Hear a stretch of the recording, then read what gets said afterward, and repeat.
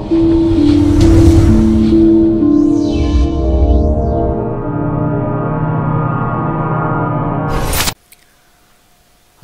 আলাইকুম, আমি আতিকুল্লাহ ফ্রি বাংলা টিউটোরিয়াল.com থেকে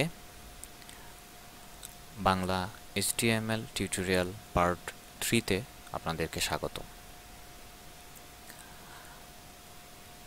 পূর্ববর্তী টিউটোরিয়ালে আমি আপনাদেরকে কয়েকটি ট্যাগের সাথে পরিচয় করিয়ে দিয়েছিলাম। এই টিউটোরিয়ালটিতেও আমি আরও কিছু ট্যাগের সাথে আমি পরিচয় করিয়ে দিচ্ছি, যেগুলো আমরা সাধারণত ব্যবহার করে থাকি। যেমন এখানে দেখুন, আমি কিছু ট্যাগ এখানে ইউজ করেছি। ডেল এই ট্যাগটির ইউজের ফলে এখানে 20 কথাটি আমি লিখেছি এবং সেখানে একটি কাটা চলে আসছে। আবার ইনস যে শব্দ ট্যাগটির মাধ্যমে এখানে আন্ডারলাইনের কাজ করছে এবং বাকি দুইটি প্যারাগ্রাফ হিসেবে শো করছে। আবার দেখুন এখানে আরও কিছু ট্যাগ, যে আমরা যখন প্রি শব্দটি ইউজ করি তাহলে তখন আমাদের লেখার স্টাইলটি অন্যরকম দেখাচ্ছে। এটি আরেকটি ট্যাগ যেটির মাধ্যমে আমরা এই টাইপের ফরম্যাট ইউজ করতে পারি। যেমন এখানে দেখুন, আমি এর মাঝখানে কিছু ফাঁকা রেখেছি। আমার ডিজাইন ভিউতেও ঠিক তেমনি এরকম কিছু ফাঁকা চলে এসেছে। কিন্তু এখানে ধরুন আপনি কিছু ফাঁকা রাখলেন, তাতে আপনার কিন্তু এখানে কোনো চেঞ্জ হচ্ছে না। কিন্তু প্রি শব্দটি ইউজ করে আপনি যদি এখানে ফাঁকা দেন তাহলে দেখুন এখানে অটোমেটিক ফাঁকা চলে আসছে। আবার দেখুন এখানে আমি নতুন আরেকটি কোড, এই কোড শব্দটি আমরা ইউজ করলে দেখুন আমার লেখার ফন্টটা অন্যরকম আসছে। কোডিংয়ের মধ্যে আমরা সাধারণত যেই টাইপের লেখা ফন্ট চলে আসে সেরকম টাইপের KBD, এতে আরেকটি মানে কিবোর্ডের ফন্টের মতো। তারপর TT শব্দটি ইউজ করার ফলে আমাদের এরকম আরেকটি ফন্ট চলে আসছে। স্যাম্প শব্দটির মাধ্যমে এই টাইপের, এবং ভার শব্দটি ট্যাগটি ইউজ করার ফলে আমাদের এরকম লেখা শো করতেছে। আমরা অনেক সময় দেখি অ্যাড্রেস লেখার জন্যে আমাদের অনেক সময় এই টাইপের লেখার দরকার পড়ে। সেটি হচ্ছে, দেখুন আপনি অ্যাড্রেস নামে যদি একটি ট্যাগ রয়েছে, এই ট্যাগটি আপনি যদি ইউজ করেন তাহলে আপনার লেখার স্টাইলটি অটোমেটিক এমনভাবে চলে আসছে। এখন আপনাদের আরেকটি গুরুত্বপূর্ণ একটি ট্যাগের সাথে দুটি ট্যাগের সাথে পরিচয় করিয়ে দিচ্ছি। দুইটি ট্যাগের কাজ প্রায় একই রকম।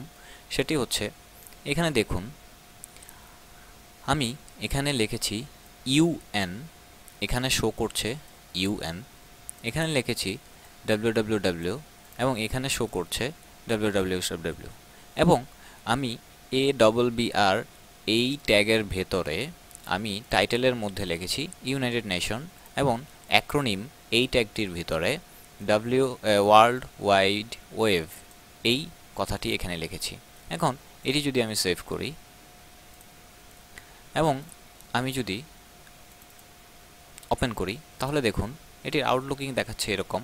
কিন্তু আমি যদি আমার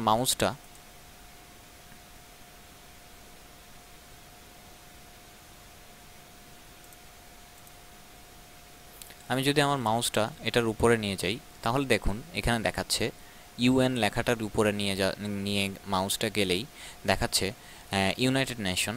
আবার www এর উপরে নিয়ে গেলেই দেখাচ্ছে ওয়ার্ল্ড ওয়াইড ওয়েব।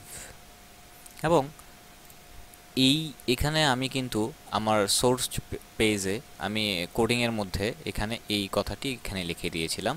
এটি শুধুমাত্র মাউস উপরে নিলেই এই কথাগুলো শো করবে, আদারওয়াইজ এই কথাগুলো উজ্জ্ব থেকে যাবে। এখন আপনাদের আরেকটি মজার একটি ট্যাগ সাথে পরিচয় করিয়ে দিচ্ছি। দেখুন এই ট্যাগটি BDO ডিরেকশন RTL, এখানে আমি লিখেছি hair is some Hebrew text.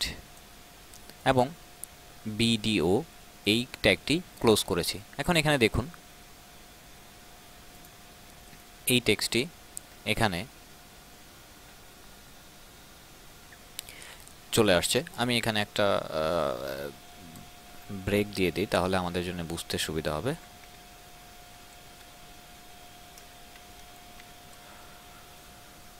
তো দেখুন এই টেক্সটটি এখানে চলে আসছে। আমি সেভ করলাম।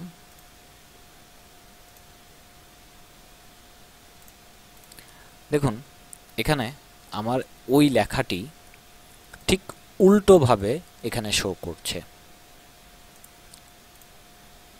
আমি এখানে লিখেছিলাম hair is some Hebrew text, এবং ঠিক ওই কথাটি উল্টোভাবে এখানে শো করছে। আবার আরেকটি ট্যাগের সাথে আপনাদের পরিচয় করাই দিচ্ছি। সেটি হচ্ছে, দেখেন ব্লক কোড, এই ট্যাগের মাধ্যমে আমরা যদি ইউজ করি তাহলে আমরা দেখব যে এখানে মাঝখানে একটি গ্যাপ তৈরি হয়ে গেছে আমার মেইন লাইনে থেকে। এই গ্যাপটির জন্য আমরা এই ব্লক কোডটি ইউজ করে থাকি। তো এখানে দেখুন আমি আরও দুটি ট্যাগ নিয়ে কথা বলি, যে দুটি ট্যাগ আমাদের কাজে লাগতে পারে।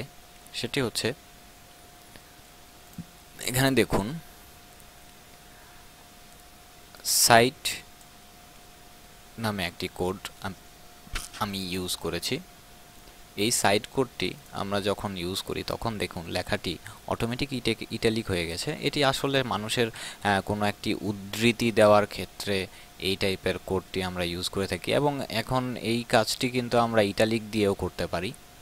আবার এখানে দেখুন একটা ডেফিনেশন আমি যদি দিতে চাই কোনো কিছুর, সেই ডেফিনেশনের ক্ষেত্রেও DFN ডেফিনেশন সংক্ষিপ্তভাবে বোঝানো হচ্ছে, এই কোডটি ব্যবহার করে একটি ডেফিনেশন এটার ভিতরে দেওয়া হয়ে থাকে।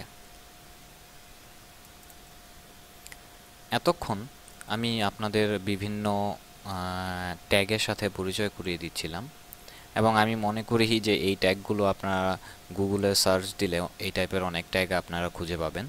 তো আমি আশা করি আপনারা অনেকেই বোরিংও হয়ে গেছেন ট্যাগগুলো দেখতে দেখতে। তো আমি এখন কিছু অন্য ধরনের কিছু ট্যাগ আপনাদের সামনে দেখাচ্ছি। যেমন এখানে দেখুন, এখানে আমি বডি স্টাইল এবং ব্যাকগ্রাউন্ড কালার ইয়েলো এই কালারটি দিলাম, এবং এই কালারটি দেওয়ার ফলে এখানে দেখবেন যে আমার ব্যাকগ্রাউন্ড কালারটি ইয়েলো হয়ে গেছে। এখন এটি আমাকে একটু সেভ করতে হবে, সেভ। এবং আমি যদি এটি ওপেন করি, এখানে দেখুন যে কালারটা ব্যাকগ্রাউন্ড হয়ে গেছে, ব্যাকগ্রাউন্ড কালারটি ইয়েলো হয়ে গেছে। এবার আমি যদি কিছু দেখুন এখানে আমি আমার এই ফন্টটা চেঞ্জ করেছি। এই ফন্টটা চেঞ্জ করে আমি ফন্ট ফ্যামিলির আন্ডারে এই ফন্টের নাম দিয়ে এই ফন্টটি তৈরি করে এই ফন্টের লেখাটি নিয়ে এসেছি। আবার আরও একটি ফন্ট ফ্যামিলি নাম দিয়ে, এবং সেটার কালার রেড এবং ফন্ট সাইজ 20 পিক্সেল দিয়ে আমি এই লেখাটি লিখেছি। তো এই কাজগুলো আমরা সাধারণত CSS দিয়ে করে থাকি। তো HTML এ বেসিক এই টাস্কগুলো করা যেতে পারে শুধুমাত্র HTML ইউজ করার ক্ষেত্রে, যেহেতু আমরা এই টিউটোরিয়ালটি শুধুমাত্র HTML এর জন্য ইউজ করতেছি সেজন্যে। এবার দেখুন আমি যদি আমার লেখার অ্যালাইনমেন্ট দিতে চাই, তাহলে দেখুন এখানে আমার এই লেখাটি সেন্টারে চলে এসেছে এবং এই লেখাটি একটা প্যারাগ্রাফ আকারে শো করতেছে। তো এটি আরেকটি টেক্সট অ্যালাইন, এবং অ্যালাইনমেন্টে আমি দিলাম সেন্ট্রাল। এখানে লেফট রাইট যা দিবেন আপনার লেখাটির অ্যালাইনমেন্ট সেই অনুযায়ী হবে। তো HTML টিউটোরিয়াল আজকে এই পর্যন্তই। আমরা পরবর্তীতে নতুন কিছু নিয়ে আপনাদের সামনে হাজির হব ইনশাল্লাহ। আসসালামু আলাইকুম।